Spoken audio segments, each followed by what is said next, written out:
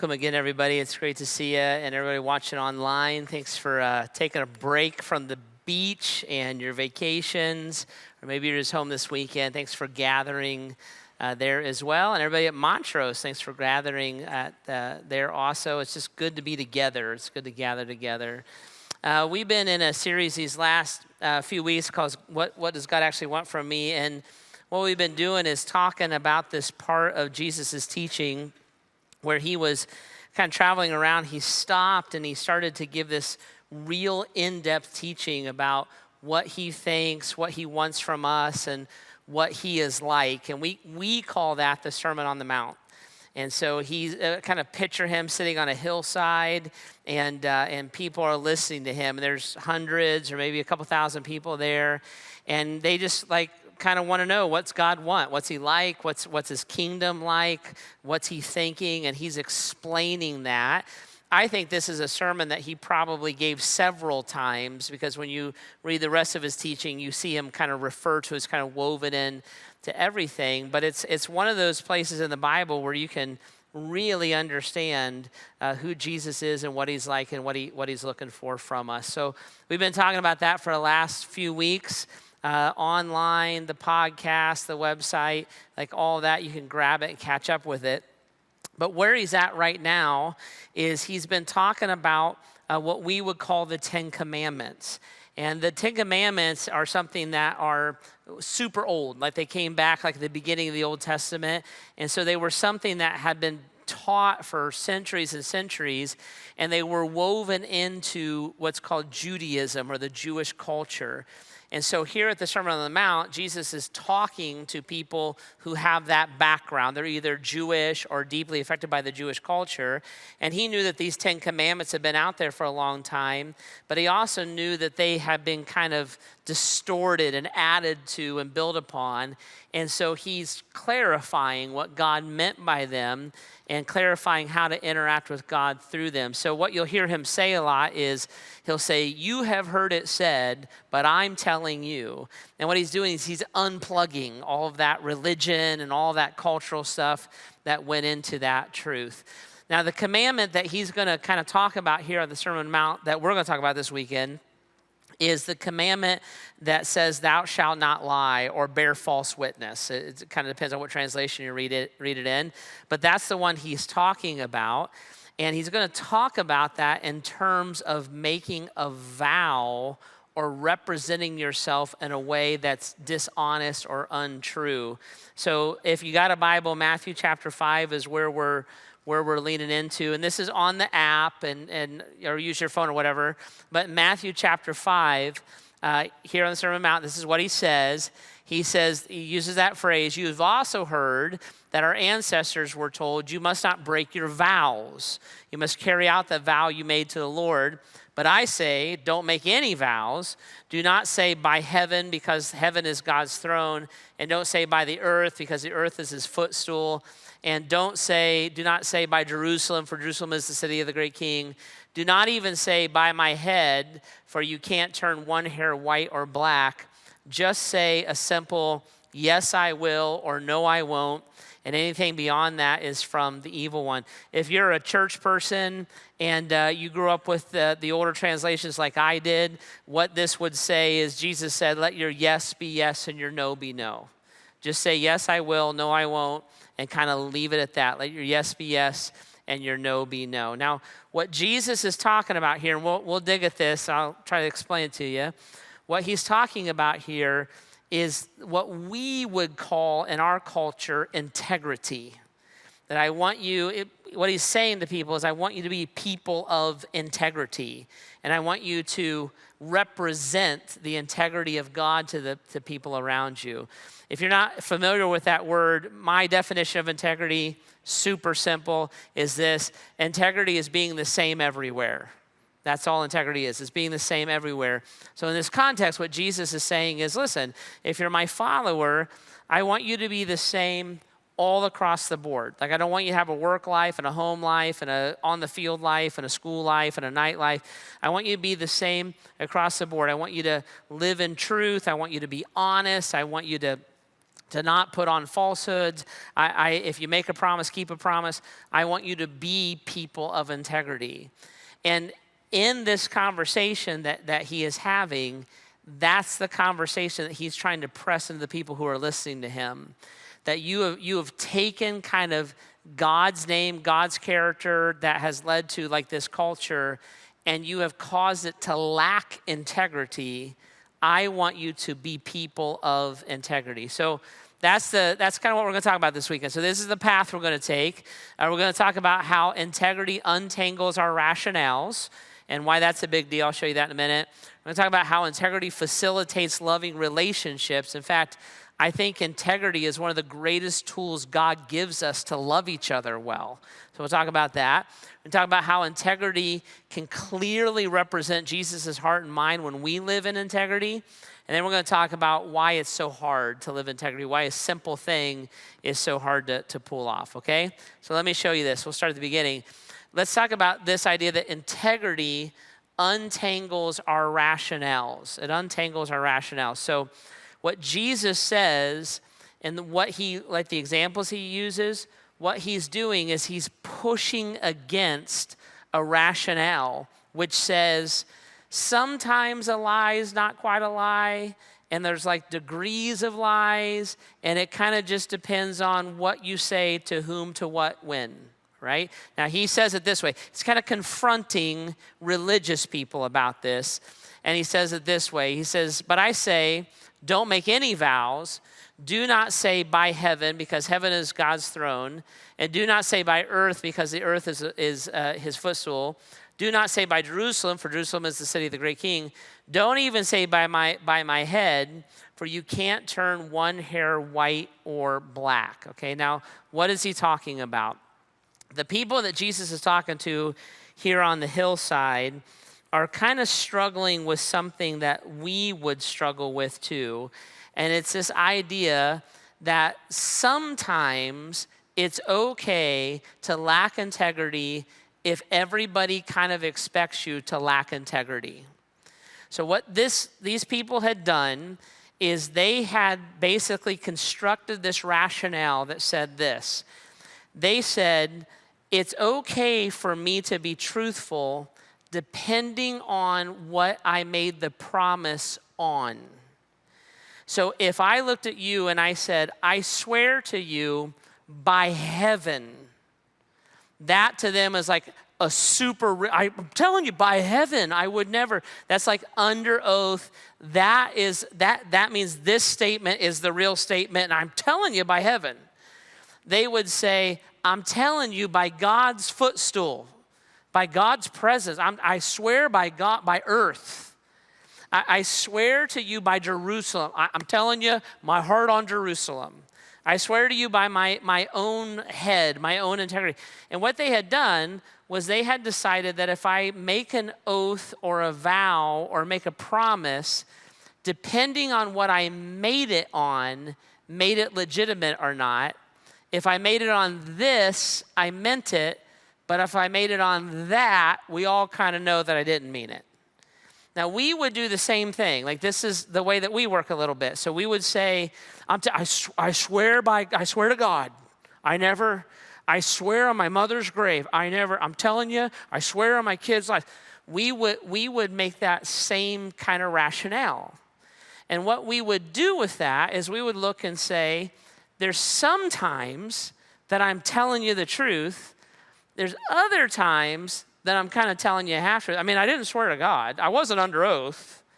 And then there's other times that I'm going to shade the truth, or I'm going to tell you a soft lie, and everybody kind of knows it works that way. Everybody knows that, like, this guy is overselling. Everybody knows that the products on the infomercial don't really work. Everybody knows that if you order off the Instagram post, it's not going to look like that when it shows up. Like, everybody kind of knows that. And what these people had decided was, as long as everybody kind of knows that, nobody's going to care. And Jesus comes in and he's like, actually, if you're following me, I would rather you make no vow than a fake one.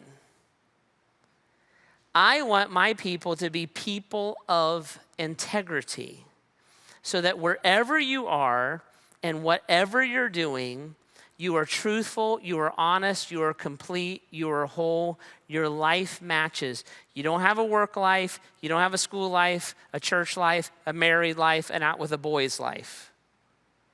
But you are a complete person all the way through.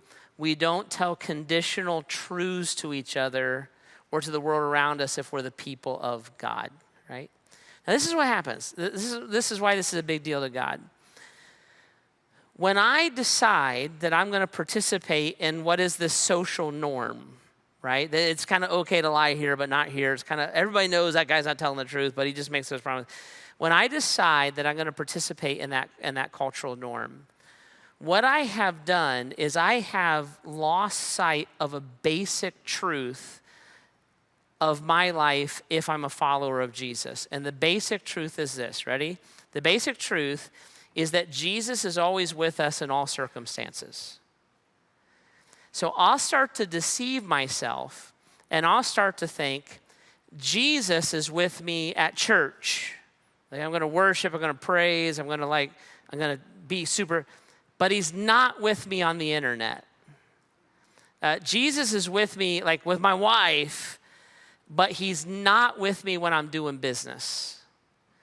And we'll start to lose sight of this basic idea that when I become a follower of Jesus, the Bible says the Holy Spirit of God lives within me, and wherever I go, God is with me. He doesn't enter and exit my life.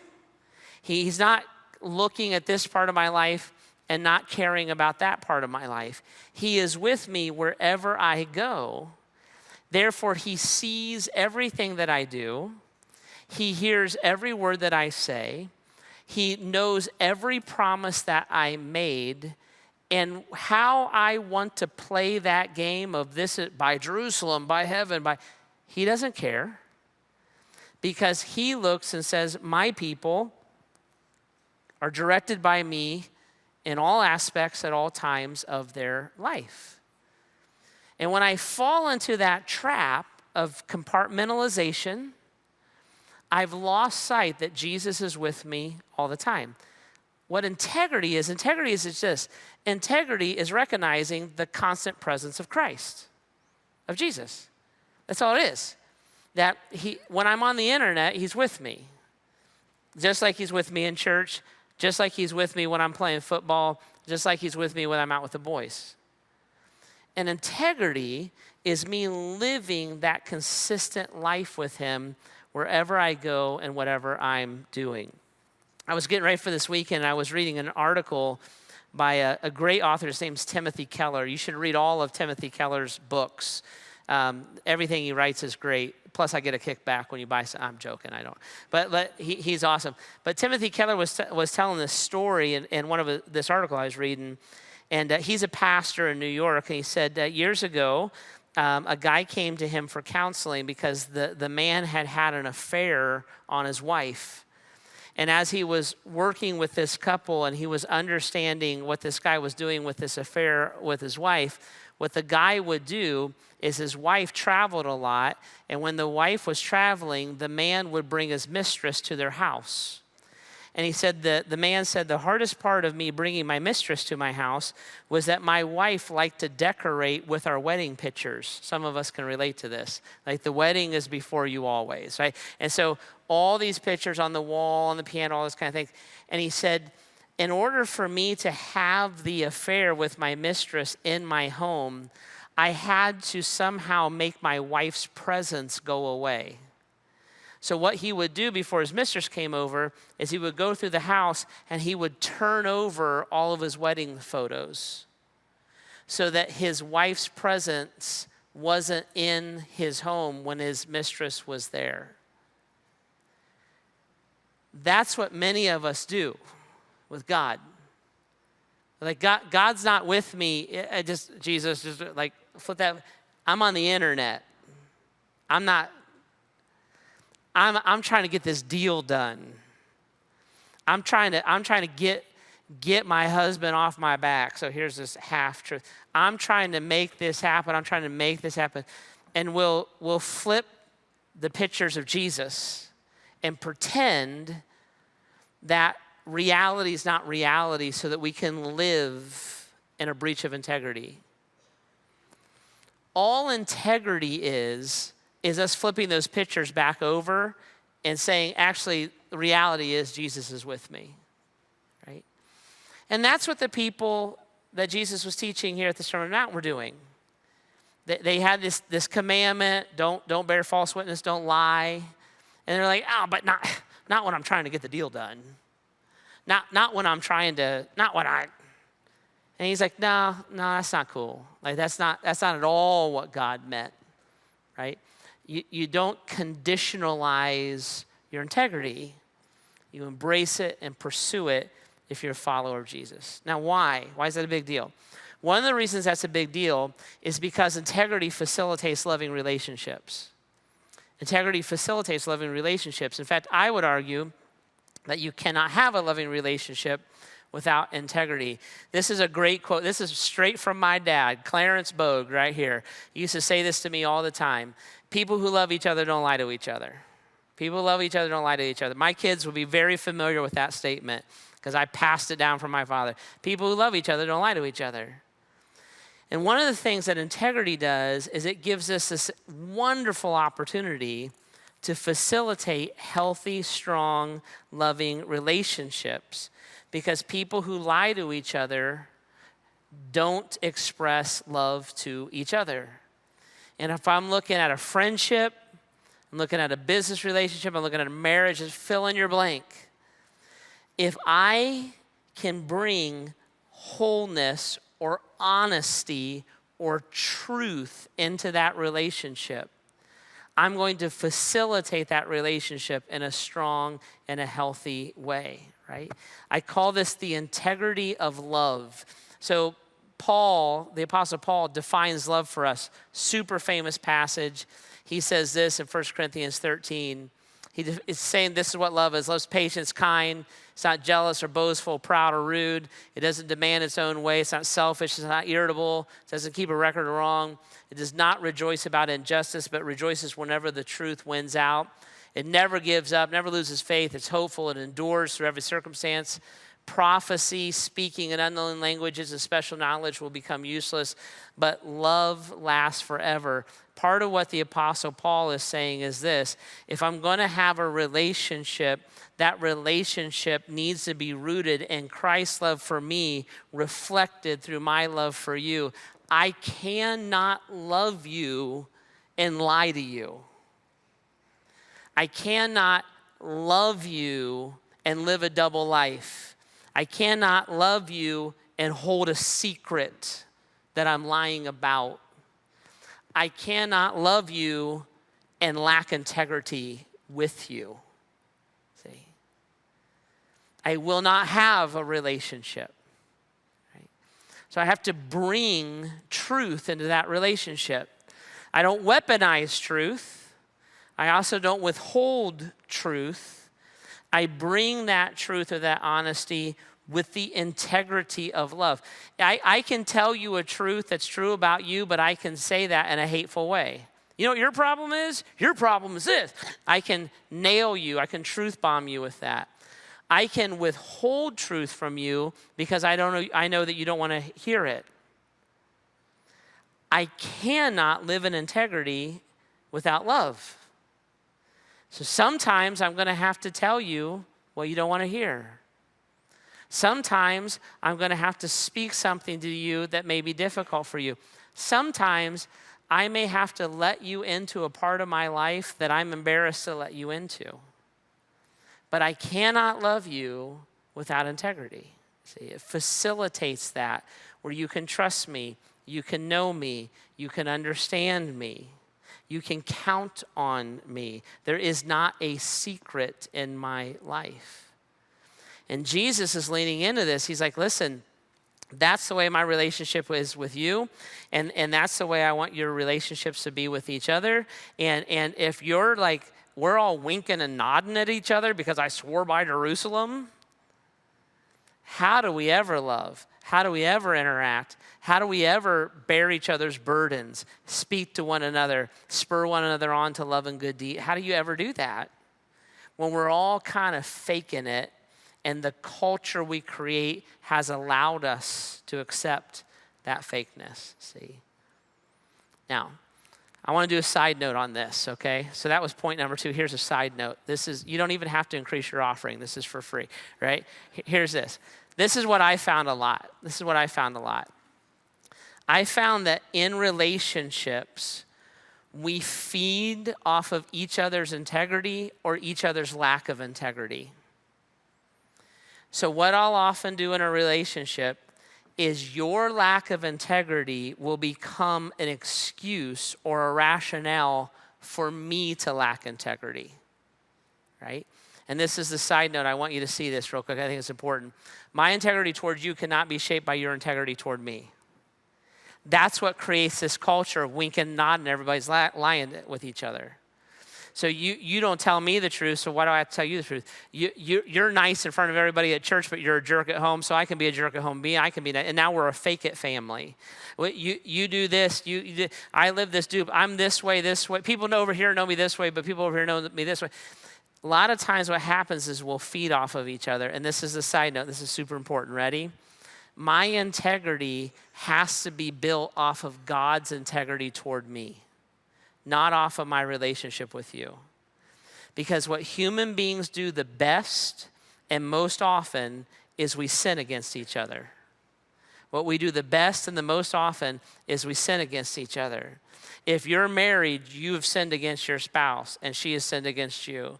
If you have parents, they have sinned against you and you've sinned way more against them. If you have a friend, because human beings by our nature sin against each other. If my rationale for life is your behavior will just degrade my behavior.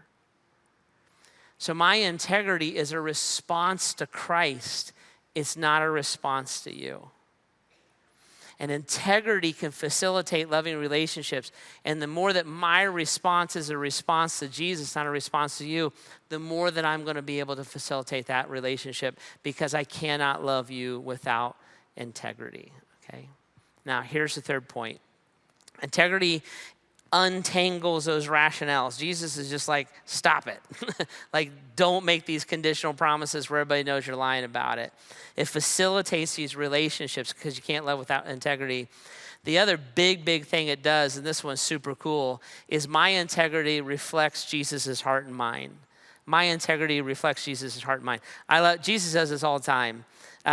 What he does is he takes this super complicated, what feels like this big thing, and he breaks it into this really simple thing. And so what he says is this whole big arena of integrity, if I was going to sum that up and I was just going to help you have a very simple answer to it, I would say this. These are Jesus's words. He's like, guys, just do this. Just say a simple yes, I will, or no, I won't. Just let your yes be yes or your no be no. Get out of the shades of gray, like get out of like walking the line, get out of like, well, they knew what I actually meant. You didn't read the fine print. He's like, stop it. Just say, yes, I will, or no, I won't. And just simply put your life out there, or simply say, I don't want to participate in that. But stop all of this madness of swearing by Jerusalem and swearing by your head, and just say, yes, I will, or no, I won't. He gives us this incredible example of this in John chapter 18. So John chapter 18, Jesus is getting ready to go to the cross.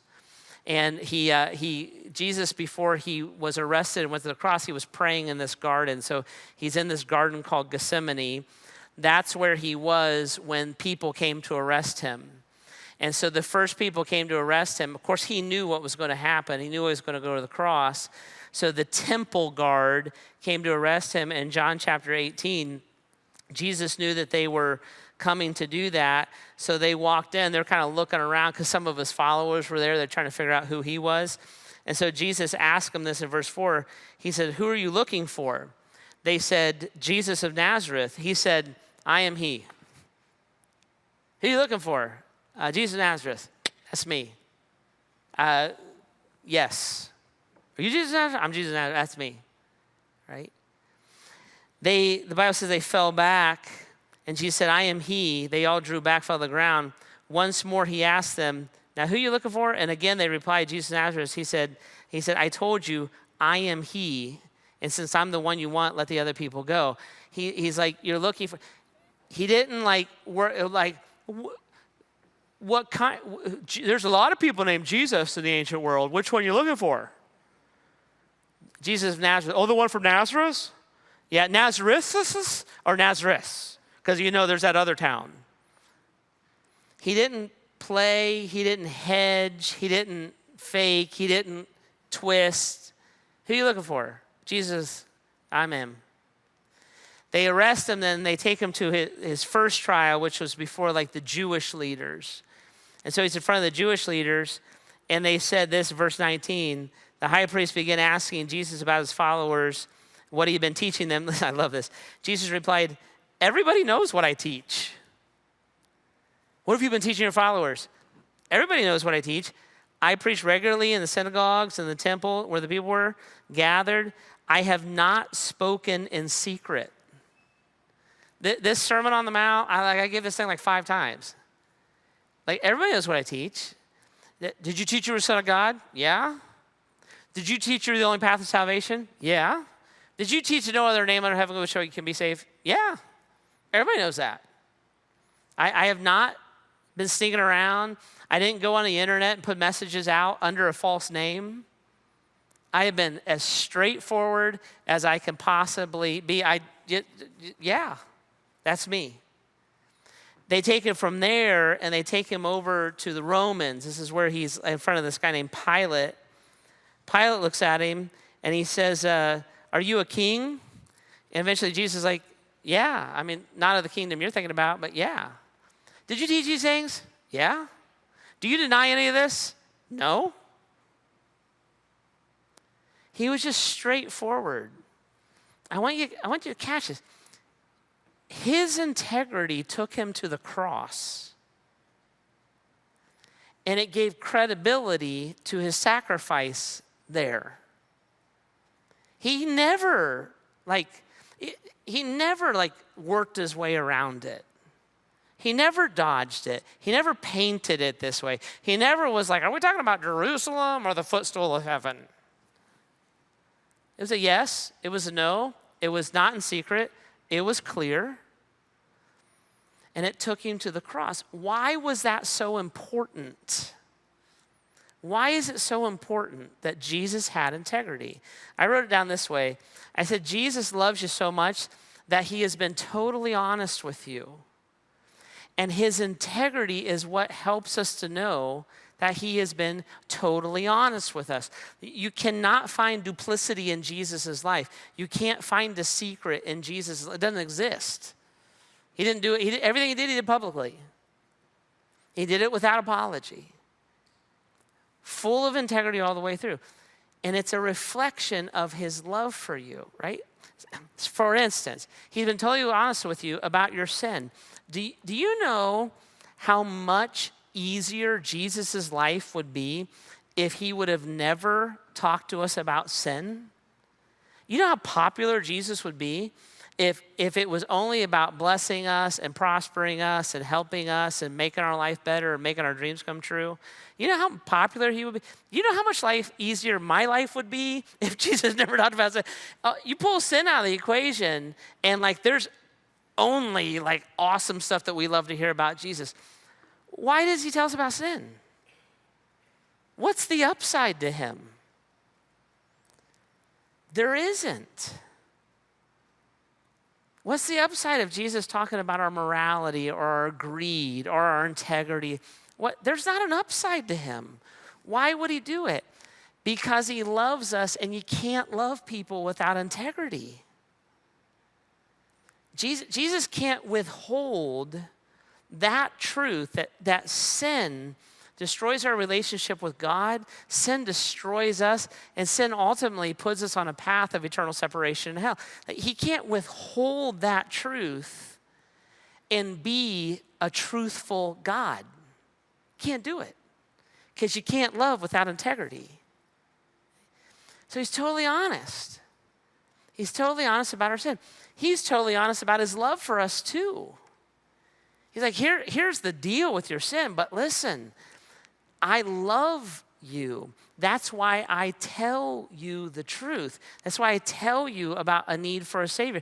That's why I tell you that like you lack integrity, it's going to destroy your relationships. That's why all this stuff is in the book, because I didn't come to condemn you. I came that the world through me might be saved, and this is the whole story. You got to know it. But it was his integrity that did that. It was his integrity that gave the 10 Commandments, so to say. And so here on the Sermon on the Mount, Jesus was looking, he's like, guys, don't distort this. Like, if you're my people, you say you're my followers, don't be the guys that wink and nod and twist the truth. That doesn't reflect me. You can't love each other that way. And I know that you constructed this rationale and everybody agrees with it around you, but it's wrong. It's not true. It's not honest. It's not good.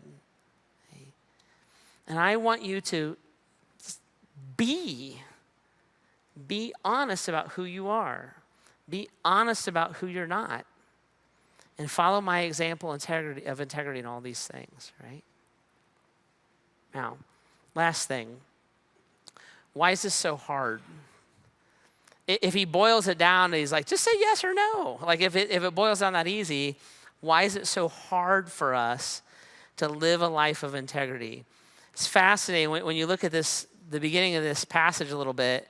Jesus helps us to understand this. He says this, you've always heard that our ancestors were told you must not break your vows. You must carry out the vow you made to the Lord. This term carry out, if you kind of translate that into our vernacular, what it means is you must pay it. You must pay the vow. When I make a promise or I represent myself in a relationship, I've made a promise or I've presented myself, there's a cost to that promise for me to live it out in integrity. The reason that living in integrity is hard is because it's costly. When I made a vow in marriage, there's a cost to that vow. When I represent myself, you can trust me, I'm your pastor. There's a cost to that vow. When I look at you and say, but I'm your friend. But no.